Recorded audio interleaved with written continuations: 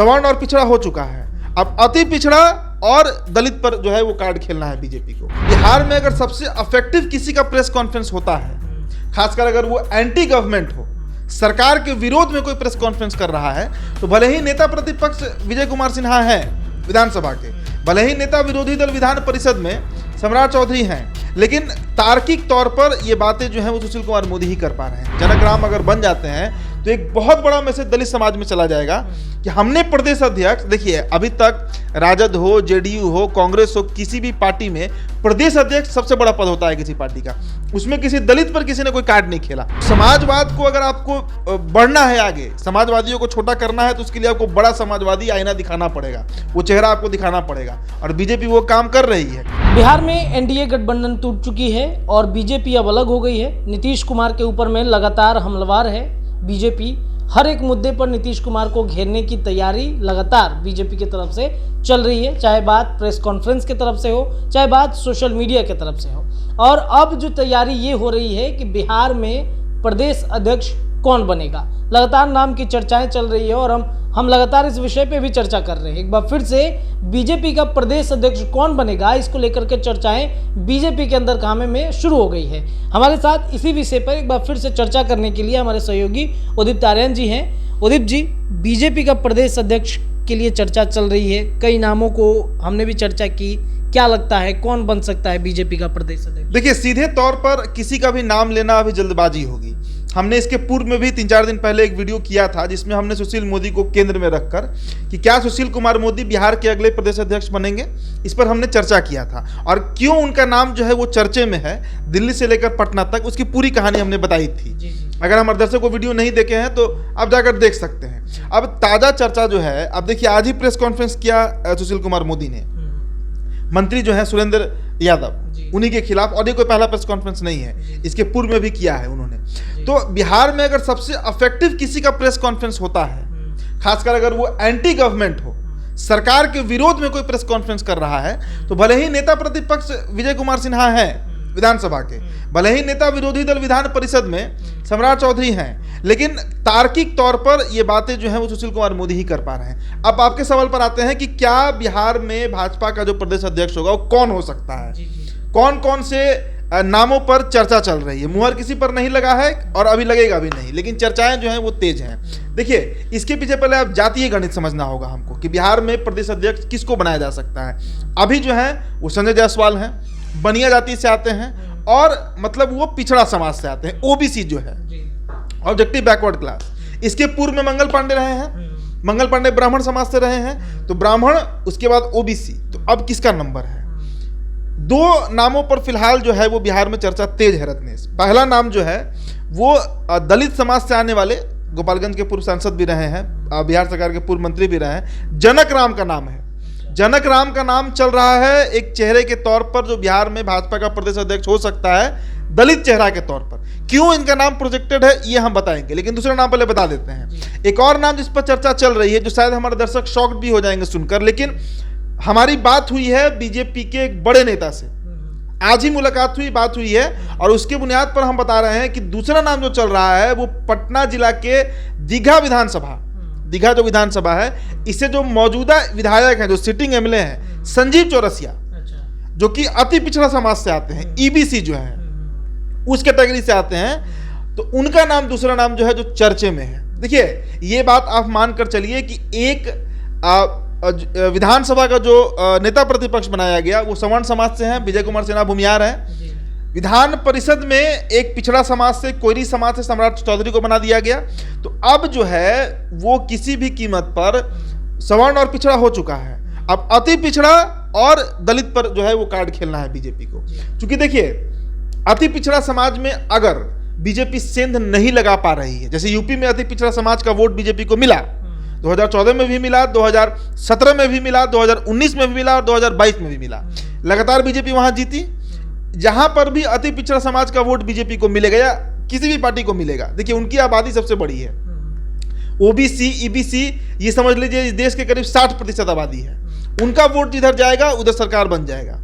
तो उसमें सेंधमारी करने के लिए, चूंकि मैंने पहले भी अपने एक वीडियो में जिक्र किया है त्रिवेणी संघ का, कोयरी कुर्मी यादव वाला, आपको याद होगा 1929 में जो एक महासभा हुआ था और बिहार में फिर से वो गणित बन गया है, तो बीजेपी उसमें सेंध लगाना चाह रही है। संजीव चौरसिया जो है दीघा विधायक, उनका नाम इसीलिए चल रहा है क्योंकि वो एक अति पिछड़ा समाज से आते हैं। अपने राजनीतिक करियर में शुरू से अखिल भारतीय विद्यार्थी परिषद पटना यूनिवर्सिटी से उन्होंने शुरू किया और उसके बाद लगातार वो संघर्ष किए हैं। हालांकि उनका नाम इतना भी बड़ा नहीं है बिहार में, लेकिन भाजपा है भाई, भाजपा कभी भी कुछ भी कर सकती है। मनोहर लाल खट्टर को आप देख लीजिए, रघुवर दास को देख लीजिए, तमाम एग्जाम, देवेंद्र फडणवीस को देख लीजिए, कब कौन कहां पर प्रदेश अध्यक्ष बन जाएगा, कब कौन किस परिस्थिति में सीएम बन जाएगा, जो देश के प्रधानमंत्री हैं। इन्हीं को कहां पता था कि अचानक इनको गुजरात का दायित्व दे दिया जाएगा, वाजपेयी जी ने दे दिया। तो बीजेपी इसी पैटर्न पे काम करती है, अचानक वो चेहरा आ जाता है सामने। तो संजीव चौरसिया का नाम चल रहा है। अब जनक राम पर आते हैं। देखिए, जनक राम इसलिए भी जरूरी हो जाते हैं क्योंकि एक बड़ा मैसेज, बिहार बीजेपी में अभी तक दलित समाज से कोई भी प्रदेश अध्यक्ष नहीं रहा है, जहां तक मुझे याद है। अगर हो सकता है कोई हुआ हो, लेकिन मेरी जानकारी के अनुसार कोई भी अभी तक दलित प्रदेश अध्यक्ष भाजपा का नहीं रहा है। तो ये कार्ड एक बेहद महत्वपूर्ण कार्ड बीजेपी खेलेगी। जनक राम अगर बन जाते हैं तो एक बहुत बड़ा मैसेज दलित समाज में चला जाएगा कि हमने प्रदेश अध्यक्ष, देखिए अभी तक राजद हो, जेडीयू हो, कांग्रेस हो, किसी भी पार्टी में प्रदेश अध्यक्ष सबसे बड़ा पद होता है किसी पार्टी का, उसमें किसी दलित पर किसी ने कोई कार्ड नहीं खेला। कांग्रेस तो क्या सवर्णों की पार्टी रही है। आरजेडी में शुरू से प्रदेश अध्यक्ष जो है, हालांकि आरजेडी में एक दो लोग रहे हैं, लेकिन अब चांसेस कम है। जगदानंद सिंह है, अगला जो है वो आलोक मेहता बनेंगे या कोई भी बने। तो ये एक बड़ा कार्ड बीजेपी खेल सकती है जनक राम के नाम पर, एक दलित चेहरा के नाम पर, कि हमने अपने पूरे पार्टी का जो काम धाम है, जो जिम्मेदारी है पूरे पार्टी को चलाने का जो है, वो नेतृत्व एक दलित के हाथ में हम देने जा रहे हैं, जो जनक राम हो सकते हैं। तो यही दो नाम की चर्चा तेज है। अब सुशील कुमार मोदी पर आते हैं कि हमने वो चर्चा क्यों की थी। खबरें जो आई दिल्ली से कि सुशील कुमार मोदी की चर्चा थी, लेकिन सुशील कुमार मोदी ने खुद इस बात को एडमिट किया कि राज्यसभा के मौजूदा सदस्य हैं, लोकसभा सदस्य रह चुके हैं, बिहार सरकार में डिप्टी सीएम रह चुके हैं, विधायक रह चुके हैं, एमएलसी रह चुके हैं, उम्र 70 साल हो चुकी है।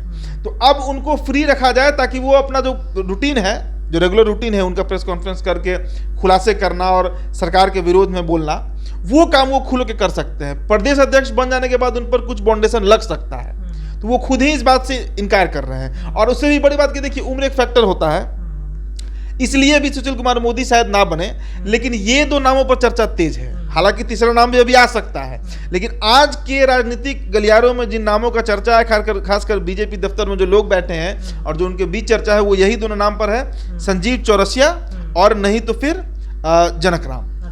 तो एक चीज़ ये प्रश्न ये चल रहा है कि जो सुशील मोदी तो नीतीश कुमार के साथ रहे हैं, इसके पहले में जब महागठबंधन अलग हुआ तो सुशील मोदी का ही हाथ था। तो क्या ये जो दो नाम की जो चर्चाएं चल रही हैं, तो क्या ये लोग एक बार फिर से वो चीज़ें कर सकते हैं जो सुशील कुमार मोदी ने किया था पहले? देखिए, संजय जायसवाल ही जब बने थे बिहार के भाजपा अध्यक्ष, प्रदेश अध्यक्ष, तो उनसे किसी ने कहा ये उम्मीद किया था, बहुत लोग अचंभित हो गए थे कि भाई संजय जायसवाल कैसे संजय जायसवाल। तो संजय जायसवाल ने, आपने देखा होगा कि जो 1.5 साल की बिहार में सरकार चली, नवंबर 2020 से लेकर अगस्त 2022 तक जो सरकार चली एनडीए की, इसमें सबसे अधिक अगर नीतीश कुमार के खिलाफ किसी व्यक्ति ने बोला तो वो संजय जायसवाल ही थे। मुखर रूप से बोले, डट कर बोले और आज भी बोल रहे हैं। तो बीजेपी को ऐसा नहीं है कि जो प्रदेश अध्यक्ष बनेगा वो ये काम नहीं कर सकता है, कर सकता है, लेकिन तार्किक तौर पर जो बातें सुशील कुमार मोदी कर सकते हैं, वो काम दूसरा नेता बिहार में भी नहीं कर पा रहा है। मामला वहीं फंस रहा है। तो जनक राम सांसद भी रहे हैं, एलिजिबल हैं, अगर बन जाते हैं तो अब कैसा काम करेंगे ये तो नहीं पता, लेकिन एक मैसेज जो है वो दलित समाज में बड़ा मैसेज आएगा कि बीजेपी अब सबको रिप्रेजेंट कर रही है। देखिए, समाजवादी राजनीति को अगर आपको छोटा करना है, कौन समाजवादी राजनीति? जो लालू यादव करते हैं, जो नीतीश कुमार करते हैं, जो अखिलेश यादव करते हैं, जो स्टालिन करते हैं, ये लोग जो समाजवादी राजनीति कर रहा है, उसको अगर आपको पीछा करना है तो आपको उस समाजवाद के लाइन से एक बड़ा लाइन खींचना होगा। और वो कब खींच सकते हैं? जब समाज के सभी तबकों को आप रिप्रेजेंटेशन दीजिए। और बीजेपी ये काम करने में लगी है 2014 से, इसीलिए सत्ता में बनी हुई भी है। आप आज मंत्रिमंडल उठाकर देख लीजिए, आप आज बिहार बीजेपी की स्थिति देख लीजिए। शंभू शरण पटेल को राज्यसभा भेज दिया गया कुर्मी समाज से, और इस बार जो 16 राज्यसभा सांसद बने उसमें 10 ओबीसी से थे, एक दलित भी थे जो इधर से हैं, आपको पंजाब साइड से हैं, 4 ही सवर्ण गए। लेकिन कांग्रेस आज भी 10 में 9 ब्राह्मण को भेजी है राज्यसभा। तो समाजवाद को अगर आपको बढ़ना है आगे, समाजवादियों को छोटा करना है, तो उसके लिए आपको बड़ा समाजवादी आईना दिखाना पड़ेगा, वो चेहरा आपको दिखाना पड़ेगा, और बीजेपी वो काम कर रही है। इसलिए अगर जनक राम बन जाते हैं बिहार भाजपा के प्रदेश अध्यक्ष, संजीव चौरसिया का नाम थोड़ा कम लिया जा रहा है इसलिए क्योंकि विधायक ही हैं, लेकिन वो सांसद रह चुके हैं, तो कोई बहुत अचंभित होने वाला बात नहीं होगा, और एक बड़ा मैसेज आएगा दलित समाज के बीच। तो बीजेपी जो है वो अब गेम जो है अपने दूसरे स्तर पर करनी शुरू कर दी है, और जो नाम की चर्चाएं जो चल रही हैं प्रदेश अध्यक्ष को लेकर के, अब आने वाले समय में कौन होगा ये इस पे भी चर्चा हम करेंगे। हालांकि जो 2 नाम की चर्चा चली है उन नामों पर मुहर लगेगी या नहीं लगेगी, इस बात की भी अगले वीडियोज़ में हम चर्चा ज़रूर करेंगे। बहरहाल ये वीडियो आपको कैसा लगा, कॉमेंट सेक्शन आपके लिए खुला है, छोड़ते जाइएगा। हमारे चैनल को सब्सक्राइब कीजिए, पेज को लाइक कीजिए, वीडियो अच्छा लगे तो पेज को शेयर ज़रूर कीजिएगा। बहुत बहुत धन्यवाद।